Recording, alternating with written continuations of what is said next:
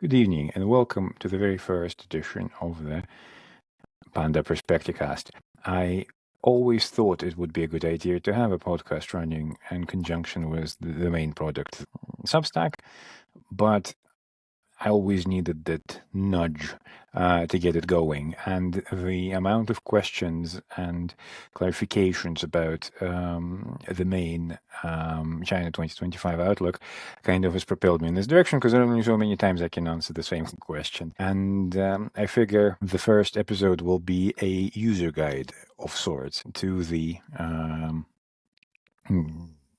China outlook. So to begin with, I think it's quite clear that at this point, the World Bank has come up to 5% of China economic growth estimates, and I think most other people will eventually as well. I think it's quite my personal base case here is that all the talk about insufficiency of stimulus will go away quite quickly, and I'm thinking that point will be the NPC. NPC should be quite aggressive. Already we're seeing a bunch of measures being announced, and I think that at the end of the day, they will be quote unquote enough. Now, what does enough mean in this context, right? I mean, we're talking about 5% growth, which in the context of most recent Chinese history isn't that much. And again, we're talking about Chinese growth, so it's apples to apples for anyone who is trying to say that this is Chinese growth is somehow worse than other parts of the world on account of them using a lot more fixed asset investment and generally infrastructure investment, a lot of it not being productive from the start. I've written a piece about this in, I think, 2021, which I think maybe at some point this year I'll revisit it and republish. But long and short of it, yes, it's different, but this is what they're doing, and it seems to be, how should I put it? It's not they don't understand what they're doing. Their approach has been quite consistent over the years, and as long as the infrastructure is good enough and is productive enough over the long run, it works. I am old enough to remember how the city of Ordos has always been pointed out as this sort of ghost town, and nobody's ever going to live there. And it's all, you fast forward 15 years, and it's a pretty vibrant 500,000 person city with a center of the Chinese shale gas revolution. And that tends to be the playbook, right? It takes a while for them to develop residential and infrastructure solutions. And sometimes residential gets built first, but as a general rule, they try not to, and they build out the blueprint of a city before letting people live there. Although that still happens. A couple of years ago, sort of outside of Beijing, there were quite a few communities where residential construction was completed way before the infrastructure solutions were ready. And quite frankly, people weren't happy, right? There were all these, videos of massive queues for buses and whatnot, because this is before the subway reached these areas. You got to bear this in mind. Now, clearly, with the decline in residential construction and residential completions and whatnot, this idea that they will eventually build out cities and towns will not in itself solve all the problems.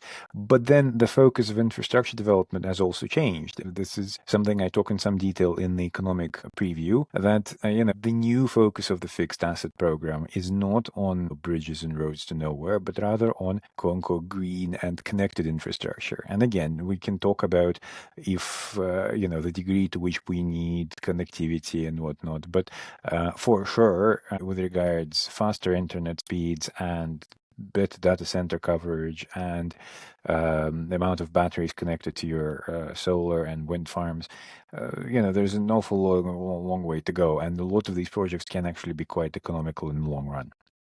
Another point I would make, which I don't address in the outlook, but I do feel it's an important one, is about approaching this notion of accounting for Chinese debt as a whole, right?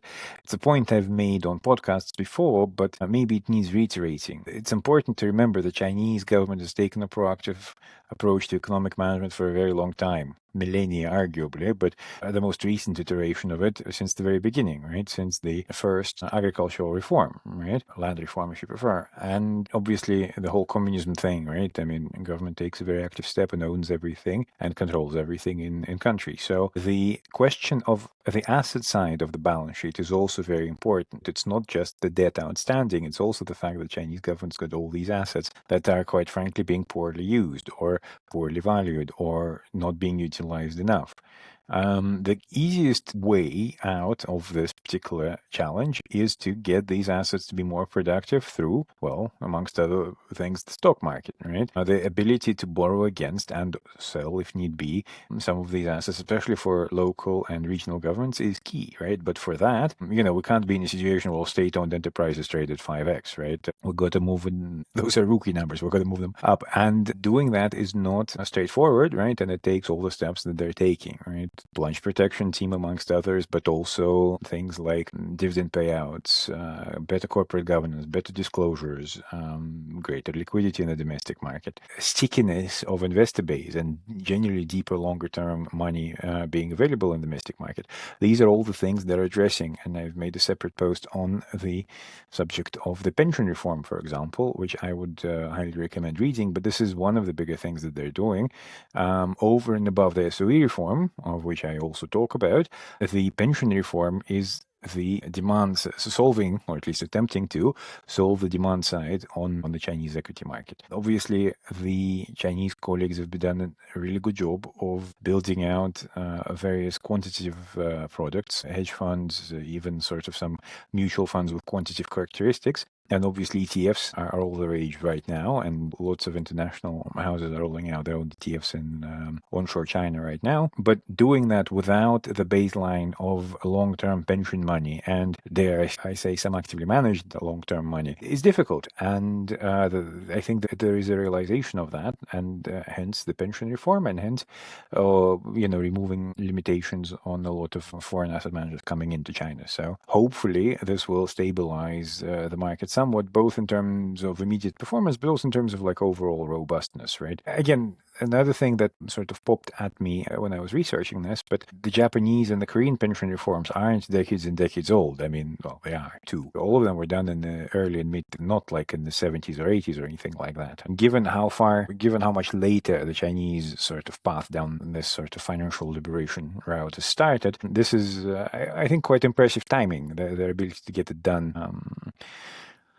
I mean, soon is maybe an overstatement, but certainly sooner than the critics would have you believe. Once they've made a commitment to doing the pension reform, they executed it quite quickly and efficiently, and then, I respect that. So those are two important things that maybe got left out of the first two parts. In terms of the thematic overview, and I felt like, and then, I tried to point it out in the text itself, but I think it's important to remind that these are not 8 separate buckets, right? I mean, these are not like, these are the themes and these things that only represent this one way of looking at the company. In fact, it's important to realize that these are almost characteristics of a stock, right? To what degree it fits this or that characteristic, right? I mean, because at the end of the day, if you think about like the consumer basket, which is clearly the biggest one, right? We have electric vehicle makers in the consumer basket because it's consumer discretionary now, right? And given the way that these guys are talking about themselves and about the products and about the move into robotics and AI-enabled devices, right? This is clearly the bucket they want to be in. They want to be in the industrials place. They want to be in consumer discretionary, which, I mean, given how good a job they've done in bringing down prices for these electric vehicles, all of a sudden it is effectively a very expensive appliance with a standalone purchase then that you need to worry about. I mean, not for everything and not for everyone, obviously, but this is the direction it's traveling. But what I was getting at is it is quite natural and quite normal for one company to appear in many of these entries. In particular, things to do with electric vehicles, right? I mean, they would really be all over the shop, like a BYD, for example. If it's number 1, number 2, number 3, number 4, number 5, number 7, which is not a high dividend play and is not a big index participant yet, although it might become one at some point, right? And big enough, certainly. So with a company like BYD, the reason why it's not listed in any one of these in particular, because which one is it? Like, it's all of them, really. And that's what makes BYD a very reasonable pick, right? For the portfolio as opposed to for any one of the themes. So I hope this helps square the circle, because the question I got the most is like, well, look at the portfolio budget. Why aren't more themes represented in it? And I feel like they are. It's a question of accounting for the actual drivers of revenues of these things. And I mean, I don't feel like it's worthwhile doing a breakdown of revenues by theme, because it's a lot of work, and I don't feel like it's providing any particular insight for anybody, right? I mean, it's one of those things where these themes are more conceptual than they are like hardline dividers, right? So treat it as such is I guess where I'm going with this. The final point I wanted to make is that I will integrate the theme aspect and the portfolio aspect for the premium subscribers, of course. So there will be a reconciliation of the two, probably in January sometime. I think that personally, for me, this has been really quite a neat way of organizing my thoughts on the market, right? And where the portfolio fits in versus the market, where I'm underweight. And, I'm underweight on the consumer side, clearly, right? On things like banks, which is difficult right now because they're ripping. But asset managers, I feel like, offer a good alternative to just doing the banks. And I feel like they provide enough leverage to over there. So, um, all in all, I feel like I have a much better grasp on the market map right now. Not an intuitive one as probably I had before, but a very practical one. And I'm very happy for having done this exercise. And again, as usual, if you have any question, comments, by all means reach out either on the Substack or on Twitter or email or WhatsApp if you have my number. Though people who are doing that don't need an invitation very clearly. I will also point out that I don't know how regular I can make the podcasts. Obviously I'm in Yorkshire now, and I have the time to do so, and I had the time to do quite a bit of work out here, so that's clearly good. But as we move into January, I'll try and record one either just before New Year or just after. But then I have a trip to New York, and then obviously it's time to start thinking about heading back to Hong Kong. So all of it, will be limiting factors on the amount of time I have for things like the podcasts. But I think it's a good format. I think it's a good way of having a more informal maybe chat about the things in the notes or in the wrap or in the portfolio moves, right? Again, I am very respectful and thankful to the full premium subscribers, and you'll note that no names have been mentioned here, and that all that chat stays behind the paywall. But I can encourage other people to join that particular conversation, where it's a little bit more two-way. But in the meantime, I hope this is also helpful even to those of you who just have a passing interest. And hopefully this is as helpful to you as it is to me. Obviously, feedback is, as a general rule, very welcome. I hope to make the podcast a more regular occurrence, as I was saying. So I would hope to do a oil and gas preview sometime early January, which will include its own sort of podcast to go with. Otherwise, I hope you have a great rest of the week, rest of the holiday season, and I'll be trying to speak to you again early January.